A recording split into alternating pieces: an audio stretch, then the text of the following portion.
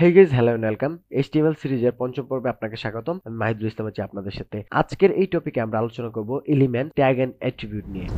প্রথমেই আমরা দেখব ট্যাগ। ট্যাগের ক্ষেত্রে প্রথমেই লেস দেন এবং গ্রেটার দেন সাইনের মধ্যে আমাদের ট্যাগ নেম বা স্টার্ট ট্যাগটা শুরু হয়, স্টার্ট ট্যাগটা থাকে, ট্যাগের নামটা থাকে, এন্ড দেন মাঝখানে যেটা থাকে সেটা হচ্ছে কন্টেন্ট। এই কন্টেন্ট পার্টে আমাদের ইচ্ছা মতো কন্টেন্ট আমরা বসাতে পারি। এখানে হতে পারে কোনো হেডিং, হতে পারে কোনো টাইটেল, প্যারাগ্রাফ, অন্যান্য যে কোনো কিছু হতে পারে। এন্ড দেন লাস্টে আমরা এই ট্যাগটাকে ক্লোজ করি। ক্লোজ করার সিস্টেমটা হচ্ছে লেস দেন, তারপর হচ্ছে একটা ফরওয়ার্ড স্ল্যাশ দিতে হয়, যেটা আমাদের স্টার্ট ট্যাগে থাকে না। এন্ডিং ট্যাগে গিয়ে এটা একটা ফরওয়ার্ড স্ল্যাশ অ্যাড হয়, বাকিটা এই স্টার্ট ট্যাগের মতোই। এখানে ট্যাগের নাম সেম নামটাই এই পাশেও হবে, এন্ড দেন হচ্ছে আমাদের এই গ্রেটার দেন সাইন।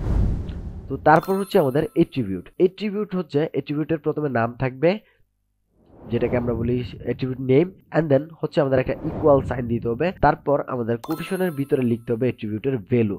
তো চলুন পরের স্লাইডে আমরা দেখি সিঙ্গেল ট্যাগ। সিঙ্গেল ট্যাগ গুলো হচ্ছে আমাদের আগের যে ট্যাগটা আমরা দেখেছি আগের স্লাইডে, সেটা হচ্ছে শুরু আছে এবং শেষ রয়েছে, বাট এইটার ক্ষেত্রে হচ্ছে শুরু থাকবে বাট শেষ নেই। এখানে দেখুন, এটা হচ্ছে স্টার্ট ট্যাগ।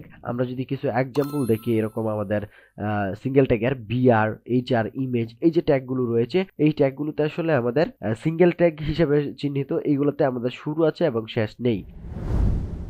অ্যাট্রিবিউটের ব্যবহার দেখুন, অ্যাট্রিবিউটটা ব্যবহার করা হয় আসলে ট্যাগের ভিতরে। অ্যাট্রিবিউট কিন্তু আলাদাভাবে ব্যবহার করা যাবে না। প্রত্যেকটা ট্যাগে আপনি অ্যাট্রিবিউট চাইলে ইউজ করতে পারেন, তবে বিশেষ কিছু ট্যাগের জন্য বিশেষ অ্যাট্রিবিউট রয়েছে। তো এখানে দেখুন, প্রথমে আছে আমাদের স্টার্টিং ট্যাগ। স্টার্টিং ট্যাগের পরে আমরা একটা স্পেস দিয়ে আমাদের অ্যাট্রিবিউটের নামটা লিখবো। এখানে এখানে হবে আমাদের attribute name, and then equal একটা সাইন দিতে হবে। তারপর হচ্ছে আমাদের এখানে ভ্যালুটা দিতে হবে, আমাদের যে অ্যাট্রিবিউটের ভ্যালুটা রয়েছে সেটা দিতে হবে। অ্যাট্রিবিউটের ব্যবহার এখানে দেখুন, ইমেজ নামে একটি ট্যাগ রয়েছে এবং তারপর হচ্ছে আমাদের অ্যাট্রিবিউট রয়েছে। প্রথমে আমাদের স্টার্ট ট্যাগ, ট্যাগ নেম যেটা, সেটা দিব।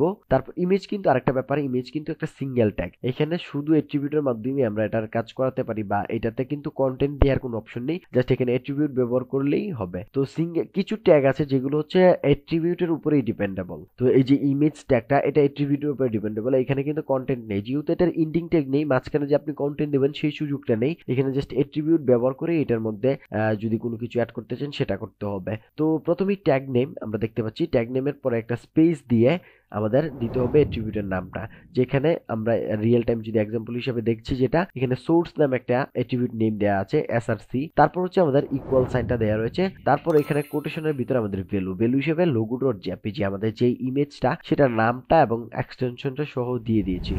পরের স্লাইডে আমরা দেখি এলিমেন্ট। এলিমেন্ট ব্যাপারটা আসলে কি? এলিমেন্ট হচ্ছে এই যে আমাদের পি ট্যাগ আমরা দেখতে পাচ্ছি, এই পি ট্যাগের মাঝখানে কন্টেন্ট রয়েছে, পি ট্যাগের শুরু রয়েছে, শেষ রয়েছে। অপর পাশে আমরা দেখি ইমেজ নামে যে ট্যাগটা রয়েছে, এটার অ্যাট্রিবিউট রয়েছে, অ্যাট্রিবিউটের equal sign, and then value রয়েছে। এই সমষ্টিগত ব্যাপারটা কি আসলে আমরা এলিমেন্ট বলে থাকি। তো আজকের ভিডিও এইখানে শেষ করছি, দেখা হবে আগামী পার্টে। সেই পর্যন্ত ভালো থাকুন, সুস্থ থাকুন, আল্লাহ হাফেজ।